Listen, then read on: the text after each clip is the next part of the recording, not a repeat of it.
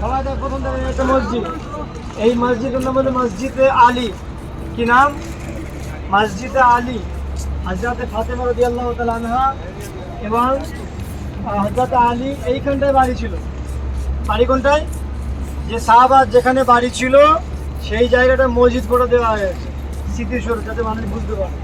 তাহলে এখানে বাড়ি ছিল আর নবীর বাড়ি ছিল, যেখানে মাজাতেও আছে, এখান থেকে হেঁটে হেঁটে যেত। এরপরে দেখেন ওর পরে আরেকটা মসজিদ আছে, দেখেন একটা গম্বুজ বিশিষ্ট, এটা হলো মসজিদে আলী।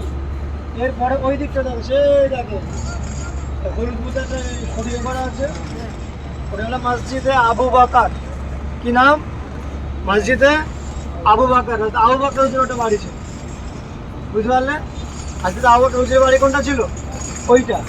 পরে দেখেন ওই একটা কতগুলো গম্বুজ বিশিষ্ট দেখেন। এই মসজিদের নামটা হলো মসজিদে গামামা। মসজিদে গামামা মানে হলো পানি। নবী আমার ওইখানটা জুম্মার নামাজ আদায় করছিল। কি নামাজ? পানি হয় না। অনেক সাহাবারা মিলে ঝুলে একসাথে হয়ে নবীর দরবারে এসে বলেন, ইয়া রাসূলুল্লাহ, পানি হয় না, দোয়া করে। নবী মেম্বারে থাকা অবস্থায় খুতবা করতে করতে হাত তুলেছিল। হাত তুলতে দেরি হয়েছিল, আসমানটা মেঘ হতে দেরি হয়নি, বলুন সুবহানাল্লাহ। হাত নামানোর আগে আগে বৃষ্টি আরম্ভ হয়েছে, টানা বৃষ্টি আরম্ভ। নামাজ শেষে বাড়ি চলে গেল। একদিন, দুদিন, 3 দিন, 4 দিন, 5 দিন, 6 দিন, 7 দিন, আবার জুম্মার দিন চলে আসলো, এক টানা পানি। নবীর বরকত। সাহাবারা আবার এসে বলে, ইয়া রাসূলুল্লাহ, ইয়া হাবিবাল্লাহ, মদিনা শরীফে পানির আর প্রয়োজন নেই, আপনি এবার আল্লাহ কাছে দোয়া করুন। আল্লাহ পাক নবী আবার খুতবা আবার হাত তুললেন, রব্বুল আলামিন, আল্লাহ পানি যা হবার হয়ে গেছে, আর প্রয়োজন নেই, এবার পানিটা বন্ধ করে দেন। হ্যাঁ, কিছুক্ষণ পরে আবার আল্লাহ পানিটা বন্ধ করে দিয়ে স্বাভাবিক অবস্থা মানে আল্লাহ ফিরে দিত। ওই জায়গাটা দাঁড়িয়ে মসজিদে গামামা। কোরআন শরীফে এসছে না ওয়াজটা? ওই মসজিদের কথা কোরআন শরীফে এসছে। আচ্ছা, আমরা অধিকার যাবো না, যাবেন অধিকার? না না, অনেক হাঁটতে হবে। ওই বরাবর ওই দিকে গিয়ে দেখা যাবে আরেকটা মসজিদ আছে, মসজিদে ওমরে ফারুক। হযরত ওমরে ফারুকের বাড়ি ছিল, এই আবু বকর যে বাড়ি পাশ দিয়ে ওই দিকে সিধা যেতে হয়। আর তার ওই সাইডে ওই যে বাঙালি এই দিকে গিয়ে মানে যেতে যেতে বাম সাইডে পড়বে, ওখানে হচ্ছে হযরত উসমান হুজুরের বাড়ি। ওখানে উসমান মসজিদ আছে, উসমান গঞ্জির মসজিদ, বুঝতে পারছেন? মানে এই এই গাঁও মসজিদের পাশ দিয়ে গিয়ে বাম সাইডে পড়বে। আর তার ওদিকে বেলাল মসজিদ দেখেছে, বেলাল মসজিদ দেখেছেন তো? হ্যাঁ, বেলাল মসজিদ ওখানে থাকতেন।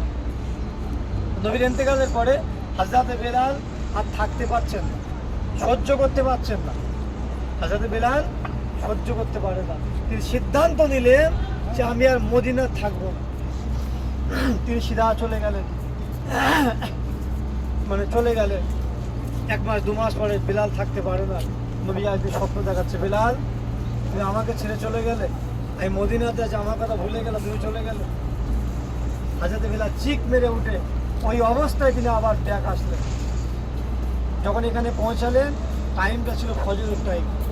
আল্লাহু আকবার। ফজরের টাইমে তিনি আসলেন। ফজরের টাইমে আসার পরে যখন এসে দেখলেন যে সবাই আছে, যারা মুয়াজ্জিন সাহেবরা আজান দেওয়ার জন্য আসছে, বেলালকে দেখে তারা অবাক। তারা মনে করছে আবার কোনো ফিরে আসছে, বেলাল চলে এসছে। তা বেলালকে অনেক মতে আজান দেওয়ার জন্য অনুরোধ করা হয়, বেলাল না বলে যে আজান দিতে পারবো না, আমি আজান দিতাম নবী শুনতো, নবী আজকে নিয়ে আজান দিতে পারবো না। সবাই আসছে, কারো কথা আজান দেবে না। হযরত ইমাম হাসান হোসেন আসলেন, বেলালকে অনুরোধ করলেন। এই ইমাম হাসান হোসেনের কথায় মানে বেলাল রাজি হলেন এবং আজান দিতে লাগলেন। পুরো মানে মদিনাবাসীরা মানে তাজ্জুব হয়ে তারা ছুটতে আরম্ভ করলো যে বেলাল ফিরে এসছে, মানে নবী মনে ফিরে এসছে, হয়তো ছোটো ছোটো ছোটো ছোটো সব মানে চলে এসছে।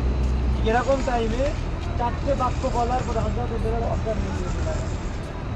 কত ভালোবাসা, চিন্তা করে সেই জায়গা, সেই সব সেই সমস্ত জিনিস আছে এখানে আমরা দেখছি এবং আমাদের অনুভব করতে হবে।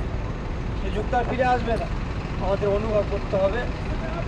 যাই হোক, আমরা এখন যাব, এইটা দিয়ে গিয়ে আমরা ওইটা দিয়ে যাব, ওইটা দিয়ে গিয়ে যাতে বাকির মধ্যে যাবো, সবাই সালাম দেবো, একসাথে নবীজিকে একবার সালাম দেবো। আমরা সবাই সালাম দিয়ে যাদের বাকিকে সামনে দিয়ে আমরা একটু জিয়ারত করবো, জিয়ারত করে আমরা ওইটা দিয়ে তো আমরা ছেড়ে দেবো, যেটা আমাদের হয়ে যাবে। না বেশি বেশি টাকা।